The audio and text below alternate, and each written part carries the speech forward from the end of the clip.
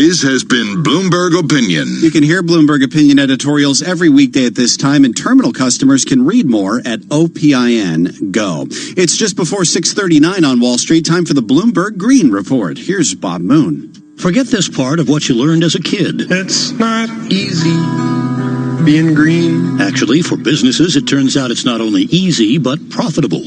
Take Nike. It's come up with a way to weave more efficiently, reducing the raw material needed to make each shoe.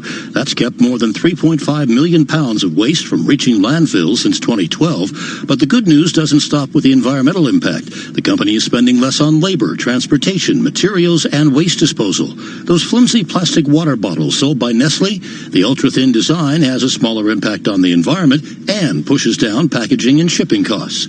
And tech giants Google, Amazon, and Facebook have spent billions on solar and wind power, not just cutting greenhouse gas emissions, but lowering their power bills at the same time. Businesses are learning what was once a trade-off can be a benefit. It's easy being green. That's the Bloomberg Green Business Report. I'm Bob Moon. Oh, Bob, thank you. It's coming up to 6:40 on Wall Street. Now let's look at some of the most active stocks in early trading. Shares of U.S. Steel are down 3%. The company was downgraded at J.P. Morgan following last week's disappointing earnings report. Those results are also weighing on AK Steel Holding, which sees its shares down 5% in the pre-market. Roku is up more than 2%.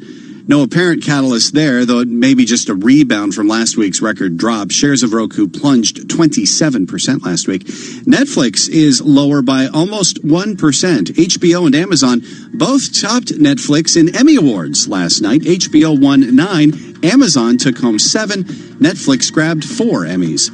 Those are some of the movers in the pre-market this morning. Bloomberg customers can check out the early equity action by typing most U4GO on the terminal. S&P futures unchanged. Dow futures down 24 points. NASDAQ futures up 10. This is Bloomberg. This is the story of a very special woman. In a matter of seconds, she turned herself into a great mathematician or an entrepreneur. Her knowledge was limitless and still is. She could also make monsters disappear, especially those that lurked in the shadows under the bed. Once, this woman put back together a teenage girl's broken heart, which had been shattered in 1,000 pieces, just by giving her a bear hug. She masqueraded as a regular person at work, but as a superhero at home. Everyone knows her as Gabriella. I still call her Mom. Your hero needs you now, and AARP is here to help. Find the care guides you need to help, complete with tips and resources at aarp.org/caregiving. A public service announcement brought to you by AARP and the Ad Council. Why has J.D. Power ranked Commonwealth Financial Network #1 in independent advisor satisfaction among financial investment firms for the 6th straight time? We think it comes down to one thing: you. Because it's your input and feedback that keeps us focused on what's most important to you and your clients and continually pushes us to be the best we can be. Maybe that's why we receive top marks in every category of the J.D. Power 2019 Advisor Satisfaction Survey. They named us #1 in client support, #1 in firm leadership, #1 in operational support, #1 in compensation, #1 in professional development support, and #1 in technology support. Ready to partner with the best? Call Commonwealth at 866-462-3638 or visit commonwealth.com and feel the power. Member FINRA, a registered investment advisor. For 2019 J.D. Power award information, visit jdpower.com/awards. This is a Blue. For people who want to feel happier, stronger, fitter, get further, faster, better. For people who want to, but don't always manage to. It doesn't matter how you want to do it, who you want to do it with. It matters that you want to. Virgin Active. We'll find a way for you. Join in September and get 15% off each month on 12-month memberships. Visit virginactive.co.uk. Participating gyms. Terms and conditions apply. 1 in 4 children believe potatoes grow on trees. 1 in 5 children believe fish fingers are made from chicken. And 1 in 8 adults believe the moon landings didn't happen. People believe all sorts of strange things. Some people believe that insurance companies try to avoid paying claims.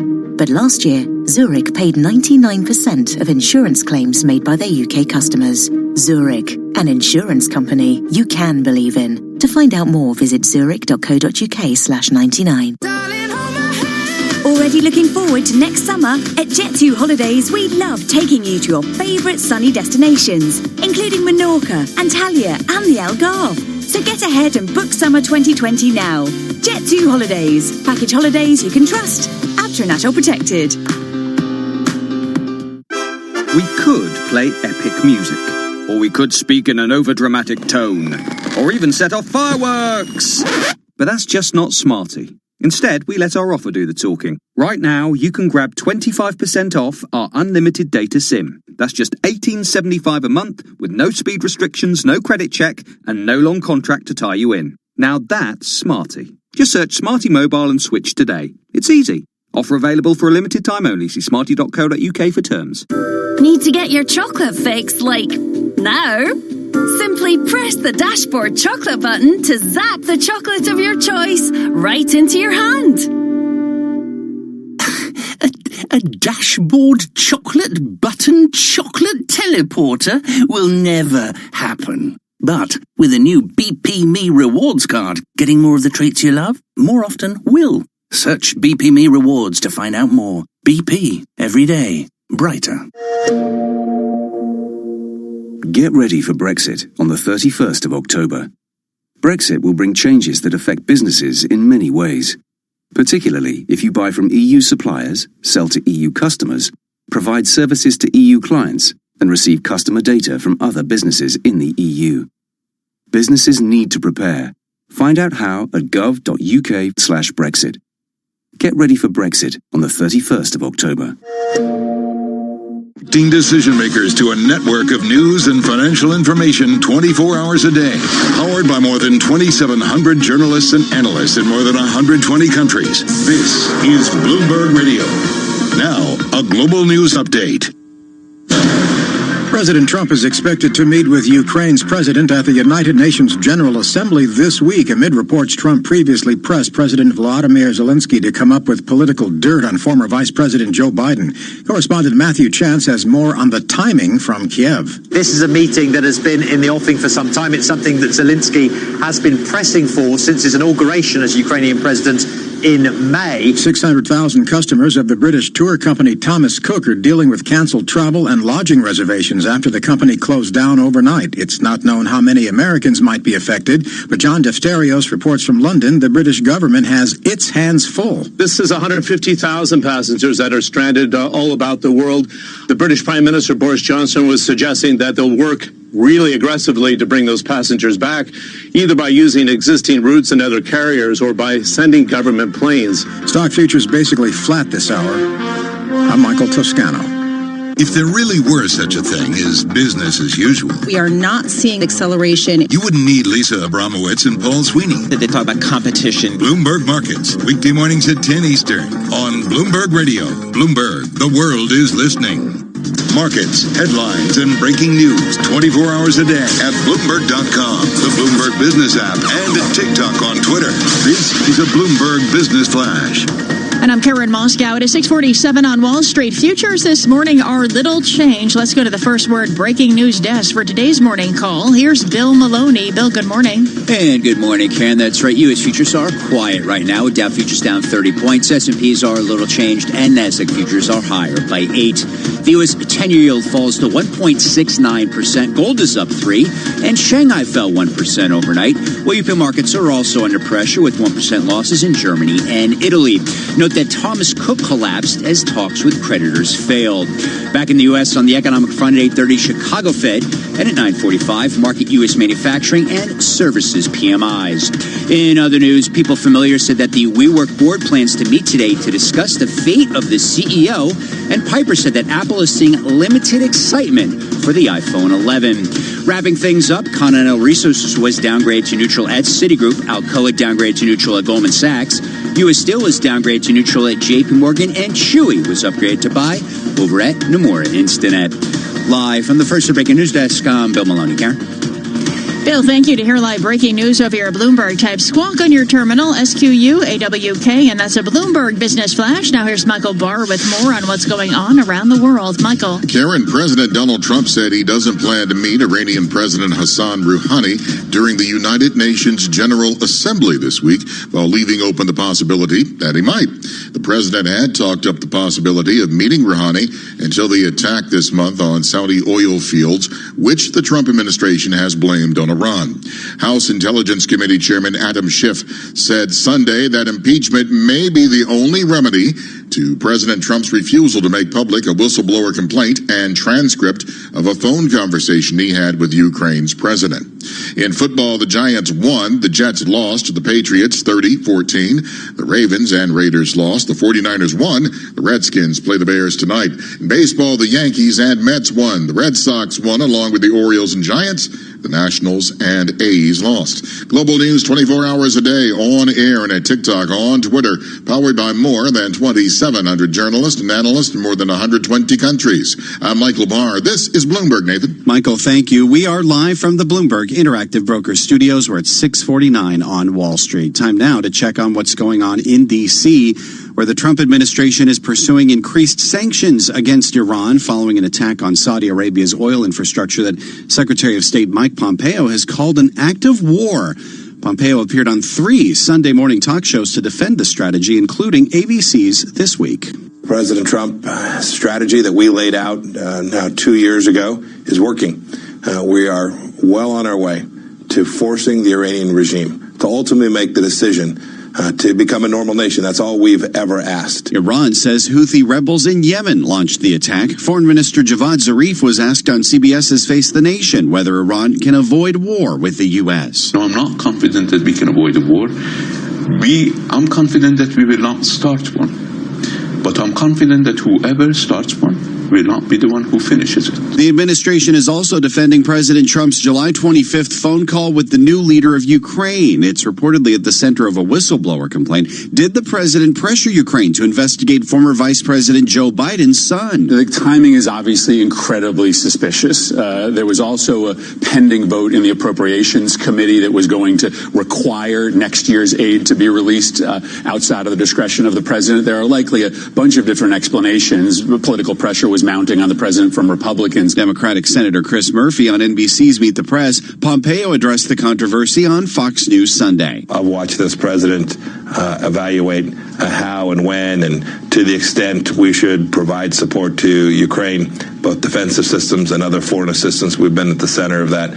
Those conversations have always been 100% appropriate, 100% lawful. That is just some of the conversation from the political shows you hear every Sunday on Bloomberg Radio. NBC's Meet the Press at 11 a.m. Wall Street time, Fox News Sunday at noon, ABC's This Week at 1 p.m., and Face the Nation from CBS at 2 o'clock. Bloomberg Washington reporter Kathleen Hunter is with us now on this Monday morning. And of course, Kate, since those shows aired, President Trump has indicated even more that conversation with the new Ukraine president did have to do with former Vice President Biden. This just keeps seeming to snowball.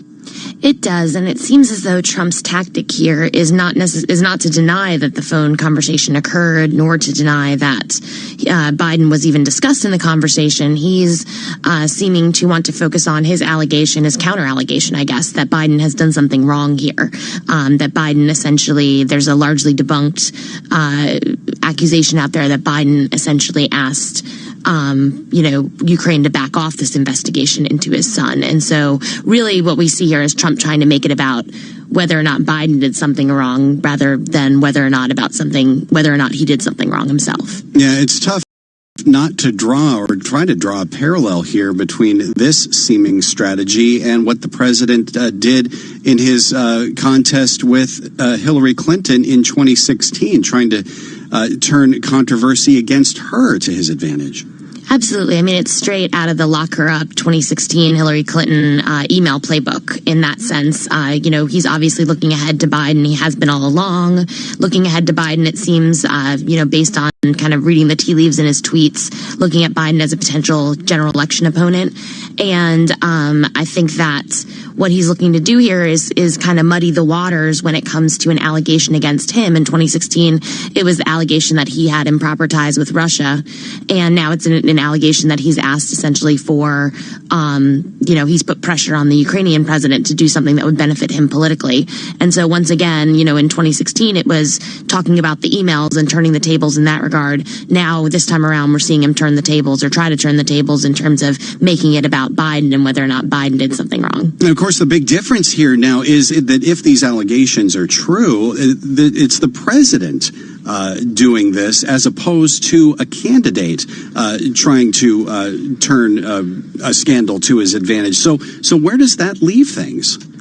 Well, you would think that would matter, right? That, being in office, there would be a different level of expectation in terms of the behavior than there would be, both legally and also from a political standpoint, what voters would demand as president versus a candidate. But I don't know that necessarily that turned out to be the case. I mean, this is a strategy that frankly worked very well for Trump in 2016 and that he continues to employ when it comes to congressional investigations against him. And so I wouldn't expect Trump to abandon it anytime soon. And I don't know necessarily that voters will punish him for it either.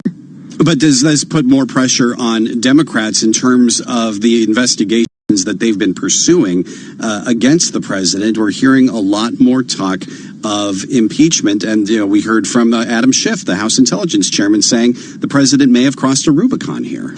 Yeah, I mean, I think it does put more pressure on Democrats for sure. We heard from House Speaker Pelosi over the weekend who said this basically opens up a grave new chapter, I think were her words, when it comes to, their investigations of President Trump.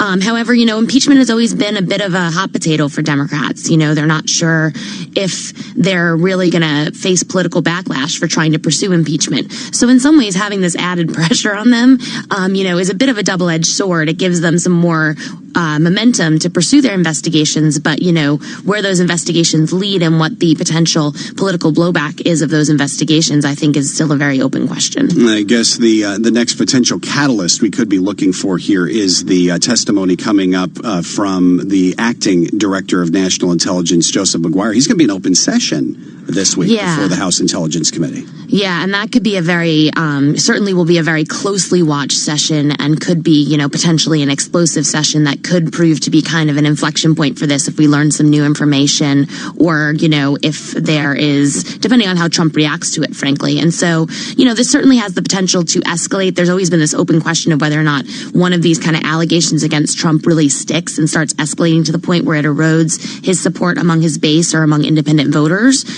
So far, really, the impact of the Mueller investigation has mostly been to reinforce, the criticism from the Democratic base. But if that starts to change with these new allegations, I think that would be the thing to watch. Bloomberg Washington reporter Kathleen Hunter, we know you'll be all on top of it. Thank you. It is 6:56 on Wall Street. The following commentary is from Bloomberg Opinion. Timing is everything for AT&T to drop DirecTV. I'm Tara LaChapelle, a columnist for Bloomberg Opinion.